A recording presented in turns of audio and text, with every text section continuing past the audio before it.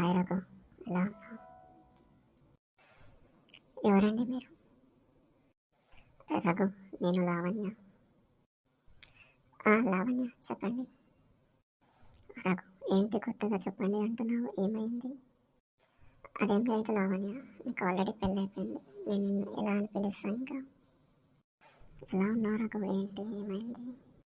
నా లైఫ్ ఏదో నేను బతుకుతున్నా లావణ్య, ప్లీజ్ దయచేసి ఇంకా నువ్వు నన్ను ఏం అడగకు. నువ్వు ఎలా ఉన్నావు? నేను బాగానే ఉన్నా. ఏదో నువ్వు గుర్తొచ్చావు, నీకు ఎలా రీచ్ అవ్వాలో తెలియదు, బట్ సడన్గా ఎలా బస్ స్టాప్లో కలిసావు. అవునా లావణ్య, నీకు తెలిసి నీకు పెళ్ళైంది. నువ్వు అలానే ఉంటే మంచిది. నా వల్ల నీ జీవితం ఖరాబ్ అవ్వద్దు. ఎందుకంటే నువ్వు నన్ను వదిలేసి వెళ్ళిపోయావు.